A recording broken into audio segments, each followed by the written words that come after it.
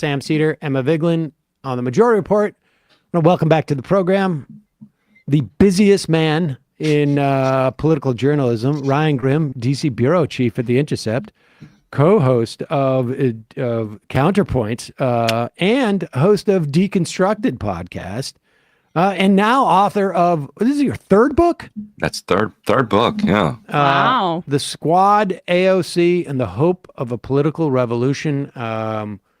Congratulations on this one, Ryan. Thank you, sir. Ryan, am I in this one, and why not? Because I was in the last one. You were in the last one, right? Yeah. So you might be. I might be. Okay. Well, I have an index here. I'm gonna have to. I don't have a book handy, but you'll have to do the Washington thing and just go to the bookstore, open the index, look for your name. If it's not in there, you put it back on the shelf. Okay. That's right. All right. I will. I'll do that right after the show. This is you've written about sort of like the movement that brought some of these people, and this is sort of like is like a sequel. Yeah, it's a sequel. To your last book. I want to talk just a little bit about this because it really sort of gives an inside sense of what it's looked like from the perspective of those people who are known as a group of like almost like not even quite a caucus, but known as the Squad. Let's just start with that part about it. Like the Squad thing is more of, I don't know, like the description of certain politicians in the past is like young bucks or something, Right. I can't remember the young guns. That's right. Those three guys are now gone, Cantor, Ryan, and McCarthy. But the Squad, they don't caucus. In the very beginning, they would text and they would meet and coordinate on votes, like particularly around if you remember, when they came into office, the government was shut down because Trump had shut it down trying to get his wall money.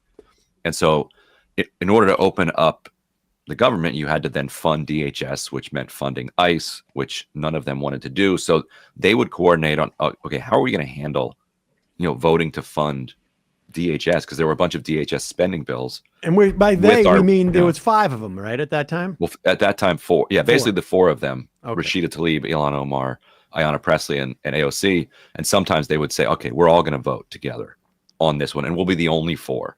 But at least there was this strength in being not just one. But you're right. Like the name The Squad just came from an Instagram post where AOC posted a picture of the 4 of them and wrote Squad underneath it. And it just kind of took off from there.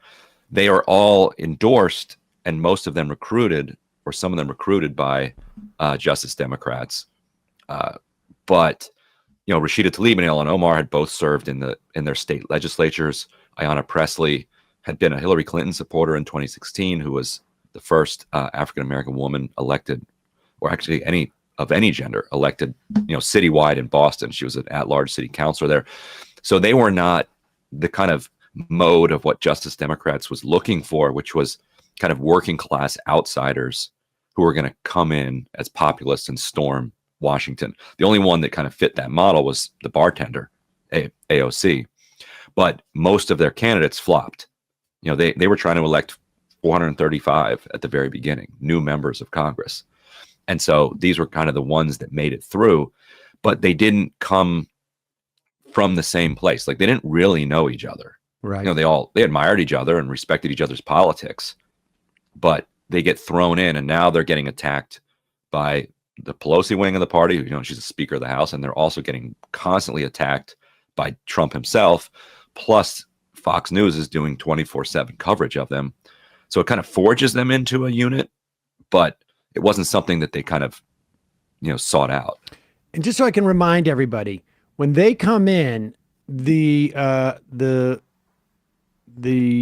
Democrats had just retaken the House. Yeah. In that wave. And like the first thing that happens that I remember is like the Democrats were talking about like, we're going to roll out at least legislatively. I mean, I guess maybe, the occupation of Pelosi's office happens maybe, I think, chronologically before then. But they're going to roll out this big legislation, House resolution or House, legislation 1, which was their big democracy bill, et cetera, et cetera. And they step all over it by essentially saying that Omar, the Ilhan Omar had said that AIPAC has, outsized money influence in Congress, which is now almost like a laughable premise, right? Like the idea that the entire Democratic caucus would have stepped on their premier piece of legislation, which they later complained, no one seems to know that we passed this. It's because they spent the whole time trying to bash Ilhan Omar for something that Thomas Friedman had been saying. Yeah. I mean, it was amazing. Right. And it wasn't just like a 1 or 2 day cycle, like going back and re-reporting this. It was shocking how much time they spent on this. So much time. They're sworn in January. They're immediately that this starts to happen. And then Josh Gottheimer, your buddy from Northern Jersey, he gets involved, and he wants Omar censured. He's writing letters. He's going on CNN. And so then everybody is getting asked, every time they go on CNN, is Ilhan Omar, deserving of being censured by the Democrats? So that becomes a story. And then it continues through February. She says something else at an event at Busboys and Poets in Washington, where she's like, I don't understand why, you can say that the NRA has outsized influence in Washington, but you can't say that this foreign country has outside influence. Like, why can't you say that? And boom, then it erupts again. And it was January through the end of March or into early April that entire stretch when they're supposed to be saving democracy, it's just dominated by this question of whether or not she and Rashida Tlaib need to be censured by their colleagues. Well, good thing we've evolved from that point. Yeah, we moved on from that. People in Congress who speak up for Palestinian rights and are maybe of Muslim descent don't face any discrimination at all. What were the factors behind that besides the obvious, this is a way for the Democrats to sort of seem like we're not flaming liberals here or something. I mean, obviously, and Gottstein's got his own sort of agenda in this respect. But you make the point about the Obama administration, which I had never really realized or contemplated, that during the Obama administration, when it won in 2008, where, the Democrats took both the House and the Senate, and, it took them about 6-7 months until they got the supermajority. And they had that for really only about 6 or 7 months, because then Kennedy dies and Scott Brown comes in. But you made the point that because Rahm Emanuel went out, ran the DCCC, recruited all of these sort of Republican lights to run as candidates, that Obama was the first Democratic president in ages to actually have a Congress controlled by Democrats that was to the right of him. Right. Yeah. As opposed to Bill Clinton, who, was to the right of where the Democrats were in Congress at that time. Jimmy Carter to the right of Congress. Yeah. I mean, where does how does that play in with the Democrats retaking Congress with Pelosi, in that era? Because I'm curious as to there's a dynamic that's shifting and happening through these 2 decades. Because, Rahm Emanuel powered his comeback on the back of a lot of corporate money and recruiting, as like you said, if he could find people who used to be Republicans or were when he was recruiting them, but they would switch, those were his ideal candidates. But because in 2018 it was really powered by a much more organic grassroots revulsion on the part of everyday Democrats at Donald Trump, that you got a much more progressive majority when they came in 2019. You had 62 Democrats, come in that class, and even the ones who are classified as, who register as New Democrats, which is, this kind of the pro-business faction, they're the ones that push the child tax credit and other social spending and climate spending the hardest. These were folks who were saying, if we don't pass a robust agenda, we're not going to win re-election in 2022. It was the complete opposite in the 2009-2010 cycle. Everybody who in a swing district voted for Obamacare or voted for the climate change bill that year, they thought they were walking the plank. Like they were doing something that was going to hurt them politically, but was, good for the planet or good for people's healthcare. So they were going to do it anyway. Most of them voted against it. This time they were telling Biden, get this stuff across the finish line. Like we need something to run on. And so there was, the energy was moving in a different direction. The other interesting parallel is, do you remember what Bibi Netanyahu did right after Obama was elected? Yep. 2008. He used that moment where the entire world is celebrating the election of Barack Obama. He invades Gaza. Yeah. And what comes out of that is J Street. Finally in Washington, you get a progressive organization that says we need a counterweight to AIPAC because this is completely out of control.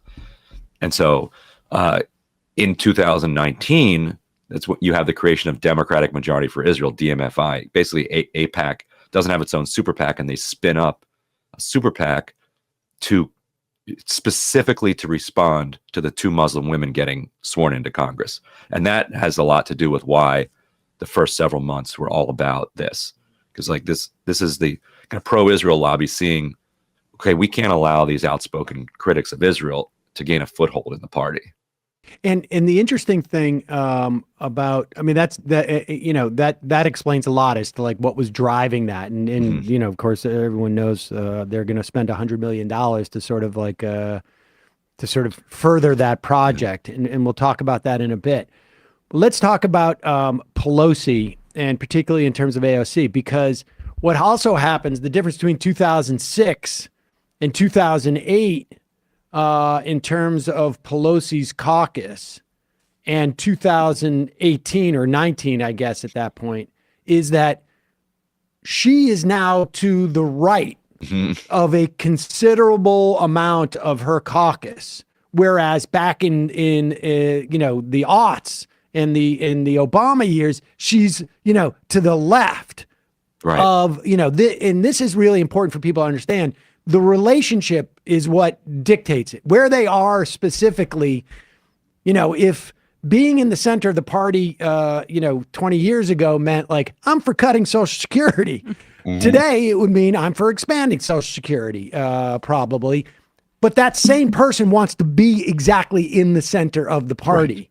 And so talk about that dynamic. And because I think you have a quote where AOC says something to the effect of like, my life is much better now as a lawmaker with Pelosi gone.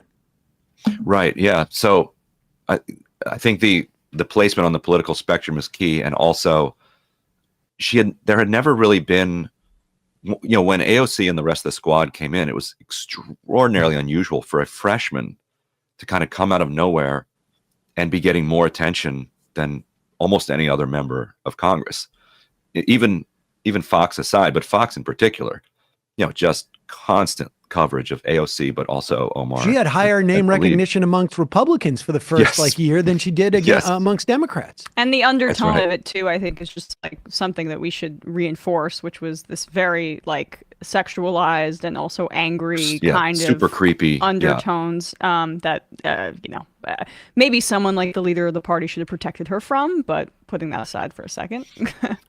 Right, but and particularly also because Pelosi's from San Francisco, she was used to being the kind of liberal in the party the entire time. When she came up, it's like it was a big win for the liberal wing of the party. And now all of a sudden she's getting questioned about her liberal credentials. And another thing that Ocasio-Cortez talks about is, she's like, I'm so tired of her using that line. What does she say? The signs. I've got protest signs in my basement that are older than you. Yeah. And AOC is like, well, yeah, but mine aren't gathering dust, right. which really makes the point, because like she's saying there, like, but I'm the one that's doing it now. Like, it's our generation that is actually out in the streets. That's great that you have the signs in the basement, but they don't really belong there. When you say our generation, I guess that brings up a question about, Hakeem Jeffries. We can talk about his ideology and some of the issues, and I certainly disagree on how friendly he's been with Israel, for example. But it seems like at the start of his leadership of the Democrats in the House, like they were able to keep the caucus together and let the Republicans hang themselves on that speakership debacle, right? And they all stood in unison and said, we're not going to solve this for you. It seems like even though Jeffries may not be ideologically where we would want him to be, he may have a more like updated, younger approach that members of the squad would welcome. And that seems to pair well with some of the quotes that, are making a ton of headlines from your book about AOC feeling like she was stifled repeatedly with Pelosi as leader. I think some of that has to do with now they've been in office 4 years at the time when, Jeffries becomes leader, and they had been pretty loyal soldiers, during 2021 and 2022. Like they were the squad in general were not kind of burning the place down. The entire kind of hold the line effort, where they were trying to, hold back the infrastructure bill until they would get a commitment from Manchin and Sinema to do the bigger, social spending and climate package. That was a broad progressive caucus, fight. At the end, the squad actually broke off from the progressive caucus and did vote no on the infrastructure bill, but they were able to get enough Republicans that it passed. So that, like, even the one time that they did kind of split with the party and dig in on a left-wing agenda, it didn't slow things down. It does seem like Jeffries is just taking a different approach. Now he's certainly not stopping AIPAC. He has endorsed every incumbent. He has said the party will support Ilhan, Omar, Rashida Tlaib, and so on.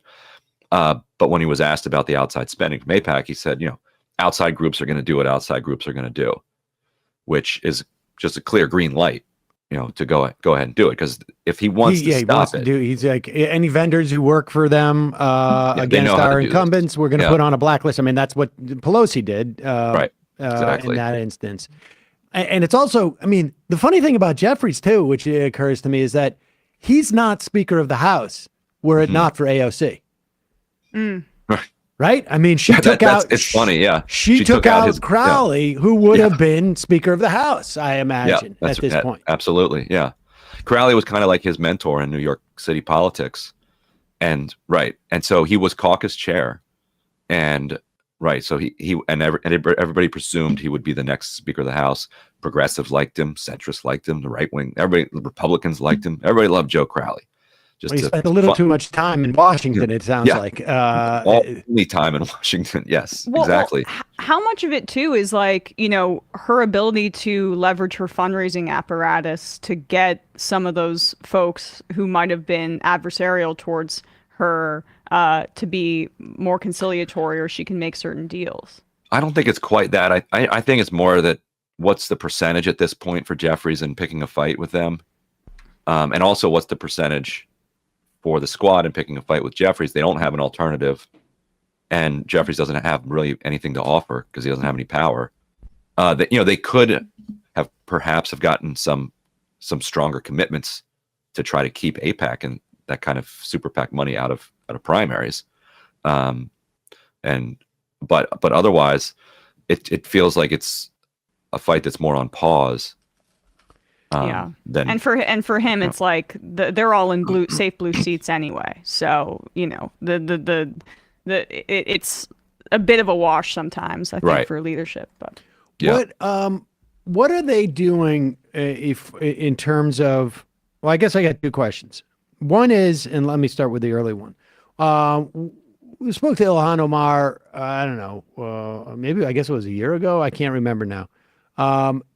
Maybe it was a year and a half, where she had talked about, and I think AOC had talked about this too a couple of years ago, the idea of making the Progressive Caucus a little bit leaner and meaner, insofar as saying, like, there's no requirement, there's no litmus test that you need to pass to become a member of the Progressive Caucus. All you need to do is pay your $4,000 or whatever it is, and you're in.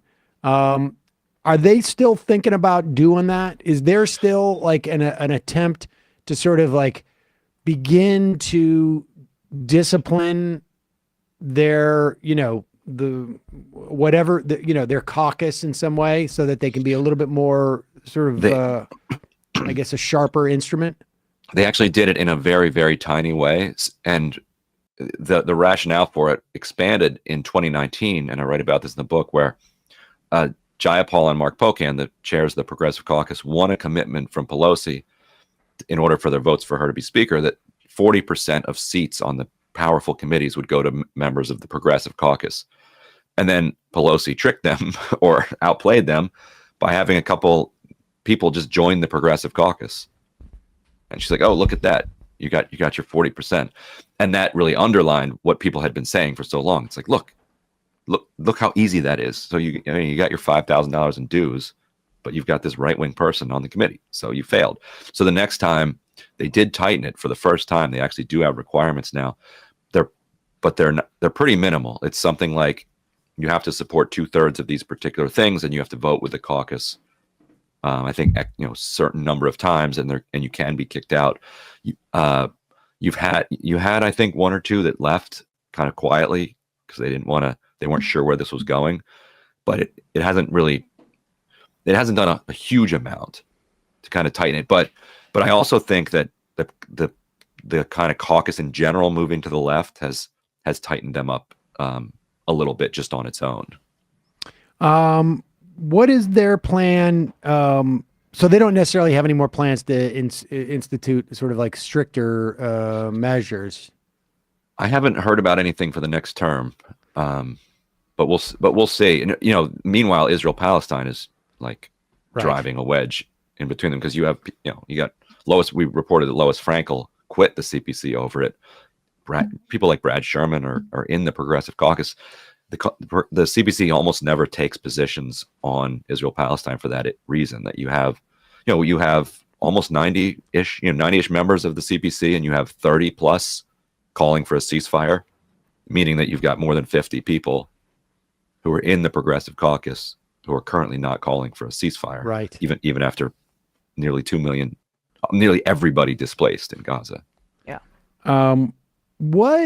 What is the plan? Is there a plan to fight this AIPAC dump of money by, is Justice Democrats sort of like a functioning entity anymore? Or they're scaled down, definitely, it seems like. But what is the plan? Because the upshot, we should say, in this is not just that they survive. If there's no return on that $100 million through DMFI, I presume it's going to be much harder for them the next cycle to go out and raise that kind of money, because they've got to show, return on their investment. Right. And if all they end up doing is just blowing money in these primary races and it doesn't impact the outcome, they can go back and say, like, well, we were able to discipline people with the idea of this money being deployed, but that's going to have less salience if the money doesn't actually work when they start to use it. Yeah. Well, and what's that phrase? Nothing focuses the mind like the hangman's noose, or something like that. From what I'm hearing, there is a serious effort underway, and there is a kind of reinvigorated sense of coordination going on. Justice Democrats is definitely, still a going thing, and I think has been given new life in a way by this challenge, because the question of whether or not to band together and fight for something has been called by the other side. Like, right. It's not up to them anymore. Like, the question's been called, the battle is on. So it's either slink away or team up and fight back. And so they're teaming up and they're going to fight back.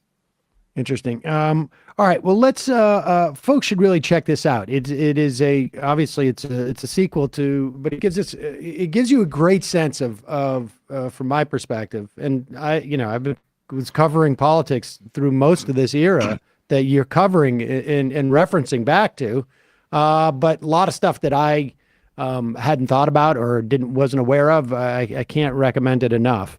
Thank you. Now would be the time to buy it too for you, yes. I imagine, right? Yes, get it right now. Because this is like it's like Emily's List early That's right. early purchases Early money, is early like purchases yeast, are right? like yeast. Yeah, it's all the pre-sales. It comes out on Tuesday, so if you order it now, you'll get it by Tuesday. But yeah, all the pre-sales get rolled into the first week's sales, and so that's usually the time that you can put your biggest number forward. And so Ted Cruz is currently like at the very bottom of the bestseller list, and I'm eyeing him. I'm like, I think I can knock him off. That would be satisfying. That would be very satisfying. That would be nice. All right, so people can do their part and knock Ted Cruz off. Yeah. I want to talk just a little bit about what's been going on this week. George Santos was just voted out, was just expelled, first time since Jim Trafficant, who was from Louisiana, if I remember correctly. Was Ohio? Ohio? Yeah, Yeah. Ohio. With the checkered pants. Yeah. And beat me up, Scotty. And it's an interesting dynamic because I would imagine the Democrats would have, like, if they really could have had their way, would have loved to have, Santos around next year to Who be wouldn't? sort of, right. I mean, honestly, like if you're trying to build a narrative about like corrupt party and a party that doesn't care, that would be the way. The Republicans seem to have their cake and eat it too in this instance because enough of them were able to vote against voting Santos out. But all the New York Republicans were able to vote him out. What's your sense of any of this? Is there any relevance to this? Now that there's 435 members, is the first time they've had a full complement, I think, of Congress people, and I don't know, a year or something. Yes. Yeah, I mean, so it's not on a numbers game. It's not really that relevant, right? Right. I think they waited until it wouldn't be relevant. Santos told McCarthy right out of the gate, like, just tell me what I need to do. And McCarthy's like, cool, then we will seat you. Because there was pressure on them not to seat him. Yep.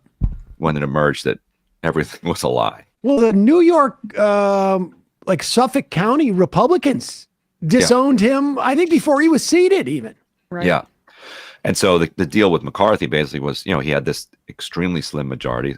And they needed his votes on measures that they were trying to get through, as not just for McCarthy to be speaker.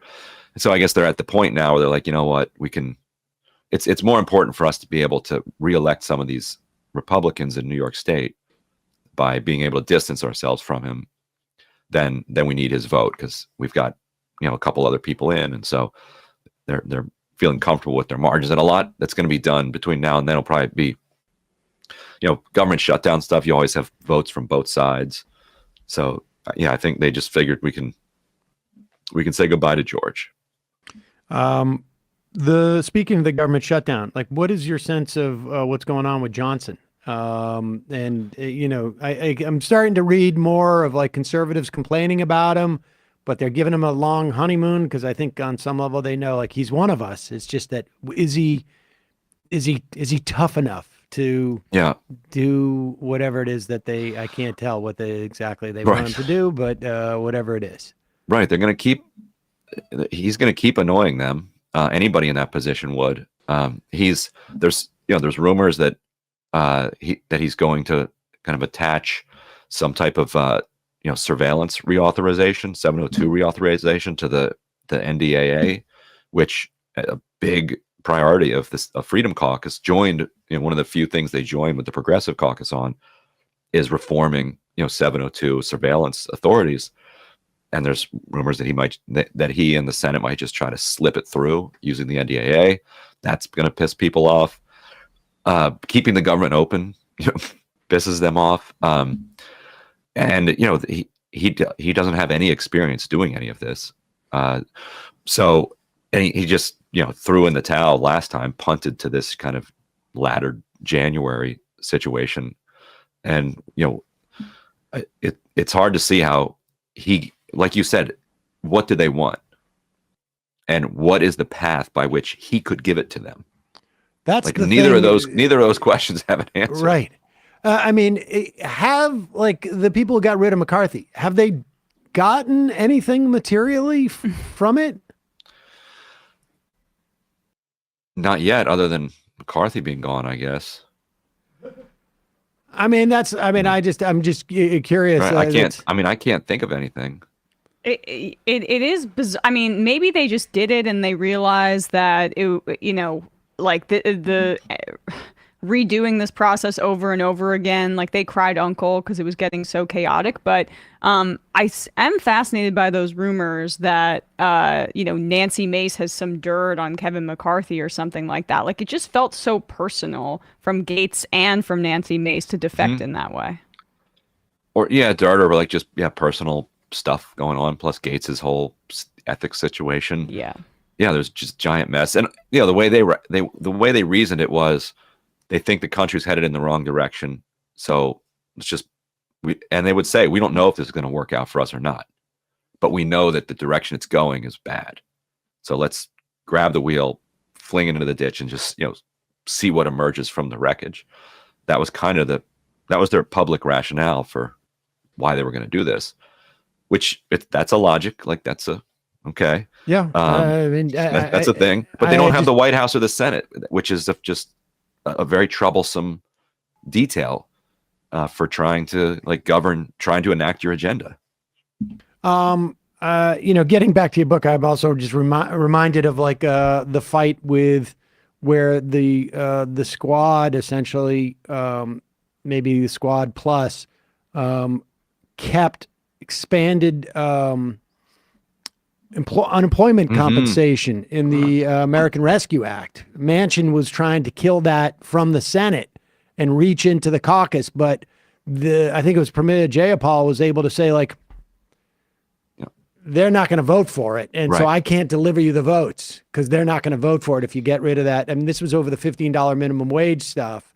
Yeah, so tell that story, because this is like an important dynamic that I think there's no analog to this in the Republican Party, because there's no ask. There's no set of things that they want. This is the problem I think people make all the time is we want our own Freedom Caucus. Well, the dynamic is such that it doesn't function in the same way, because the Freedom Caucus doesn't care about actually building something. Any dream progressive left-wing entity in the Democratic Party, we want them to actually do stuff, not inhibit the doing of stuff. Yeah, and this really got no attention at the time, but it was fascinating. And because there's three things going on. There's the $15 minimum wage that the left wanted in this package. There's the $2,000 checks that the left wanted in the package, and there's the massively expanded unemployment benefits. And so AOC actually did something extremely clever with these checks. So $600 had already had been put out by Trump, and then Trump's like, actually, it should be $2,000. So AOC had introduced a bill immediately saying, all right, here's the $1,400, pass it now. Mitch McConnell's like, no, we're not going to pass this. And then that became the big issue in the Georgia Senate runoffs. Do you want these $1,400 checks passed or not? If you do, vote for Democrats. If you don't, vote for Republicans. People shockingly were like, yes, we want them.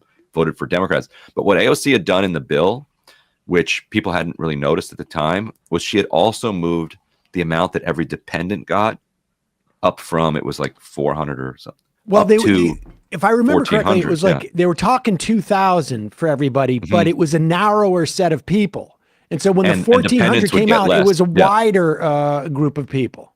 And also dependents would also get the full 1,400, which meant that if you're a family of four, aside from the checks you already got from the last bill in December, you were getting a check for $5,600.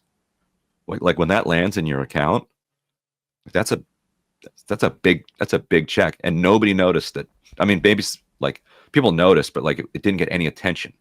That all of a sudden everybody was getting this amount. So they wanted that. They wanted this, what they called the super dole, $600 extra a month, unemployment benefits for everybody. And so Manchin comes back, and he's trying to narrow the $15 minimum wage gets booted out. Bernie forces a vote on it. They don't have the vote, so it doesn't get in. But then Manchin comes back. He tries to narrow who can get these checks, and he tries to strip down unemployment benefits.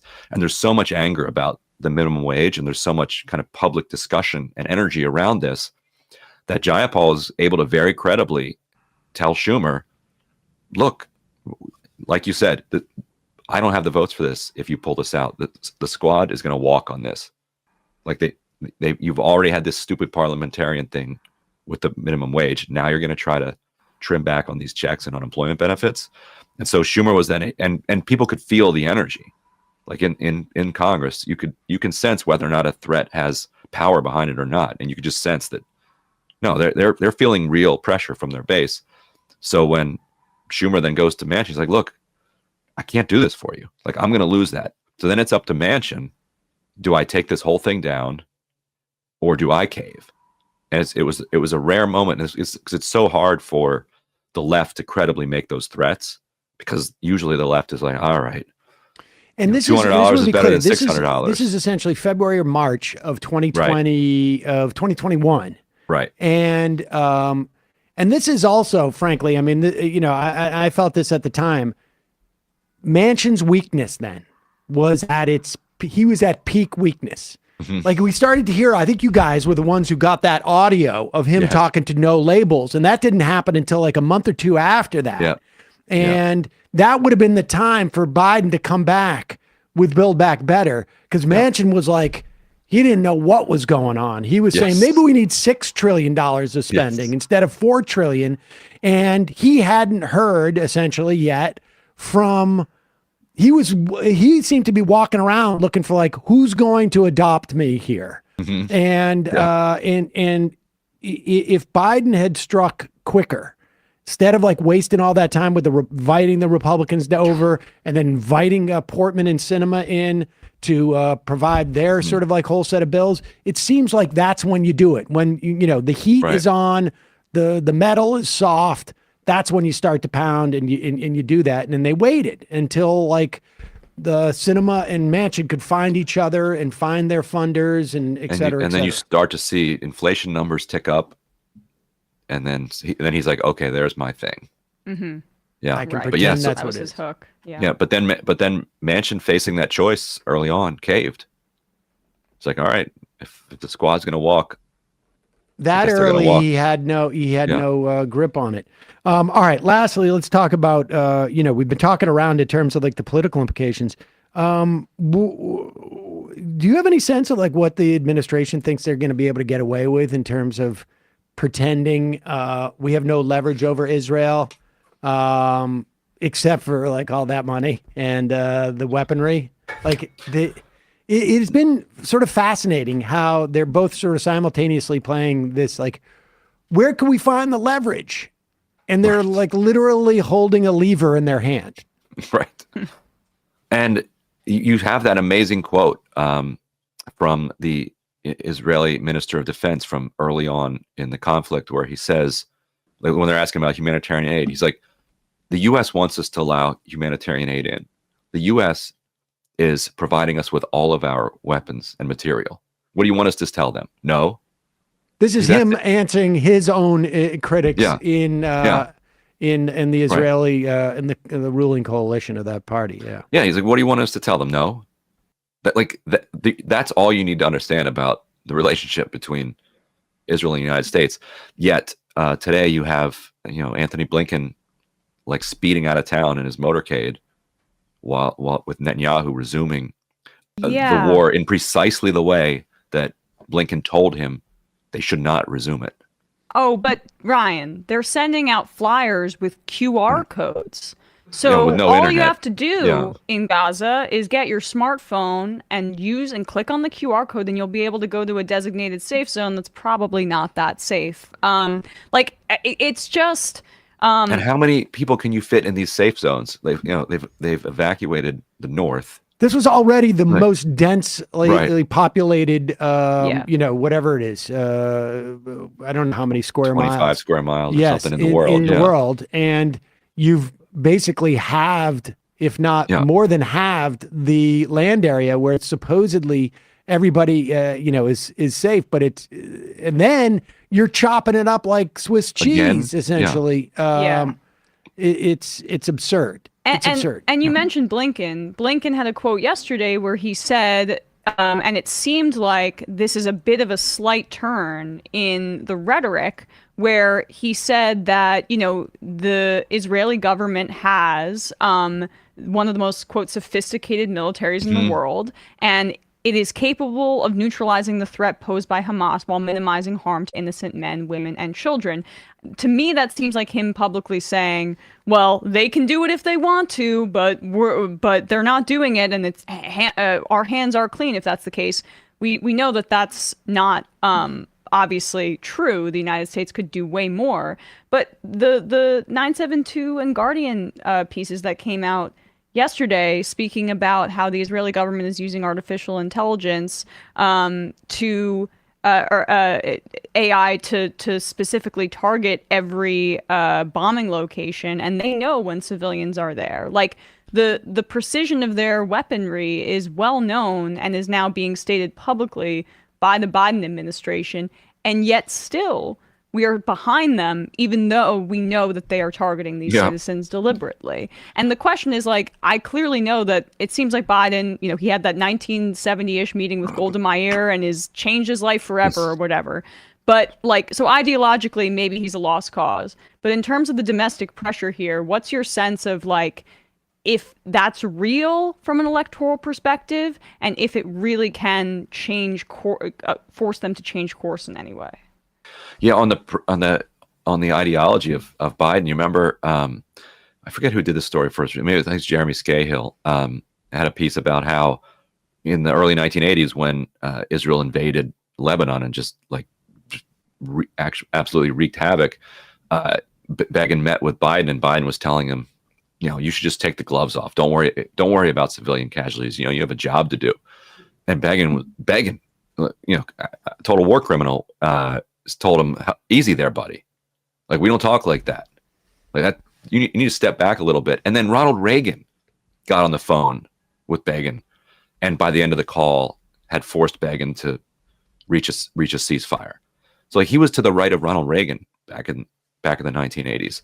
And so are they going to feel any pressure? I think there's feeling some. I think that Blinken comment, but also some of the other ones that have been made public, where he's saying, you cannot conduct, and Biden has said the same thing to them, you cannot conduct the second half of this war the way you conducted the first half. You have to do something more targeted. You cannot just completely flatten southern Gaza after flattening northern Gaza. So they're changing their rhetoric, but like you said, they have total leverage, and Israel's doing this anyway. The one thing they announced today, that they're going to put visa restrictions, I don't know if you saw this, on quote unquote violent settlers. Yes, the U.S. is going to put visa restrictions on extremist settlers in the West Bank, which you'll hit potentially half the population that are coming from Brooklyn, essentially. Exactly. If you but not the ones that have come from the former Soviet Union. Right, but it's a huge number of them who go back and forth to the United States. And if you told them that they couldn't come to the United States anymore, that would be kind of life-changing. Yeah. Now, how they're going to enforce that and how they identify who qualifies for it. So that's an example of a thing they can do. Right. And on top of conditioning the aid. I mean, that seems to be, there seems to be growing sentiment in the Senate to do that. At least I've read up to 20 senators in the Senate are bandering that about. Have you heard anything more? I know that you guys reported, I think, was it Klippenstein reported that Bernie Sanders may introduce this, but in a couple of weeks. Bernie said he was thinking about it. He told Dan Boguslaw that. Yeah, it's hard. It would take at least 2 weeks, even if you introduce it today, to make the resolution privileged. And there's so many people in Gaza who are just, fighting the clock at this point. Right. Blinken told Israel in a meeting recently, when Israel said this is going to take us several months to finish this, he was like, you don't have that credit. The world's not going to allow that, which means that Israel then, what they often do with their Gaza wars, toward the end, they ramp it up. Just everything in the kitchen is just sent out. So let's send them more ingredients without conditions. Right, exactly. Yeah. And not just more ingredients. It's like a 4 years worth of supply. If we're talking $14 billion, my math's not great, but it's around what 3 to 3.5 billion we send them annually. So that's like the scale of the weaponry we're talking about. Yeah, and the place is basically uninhabitable. Yes. Yet 2 million people have to live there. Ryan Grimm, we'll put a link to your book. Thanks for joining us today. Just the level of destruction in Gaza, just it really is unimaginable at this point. DC Bureau Chief, host of Deconstructed, co-host of Counterpoints. Thanks for joining us. Really appreciate it. Well, we'll put a link to the book. Now's the day to buy it, right? Yeah, that's right. All yeah, right. Now's the time to get it. Do it and stick it to Ted Cruz, folks. That's right. There you go. And all right, Ryan, thanks so much for joining us.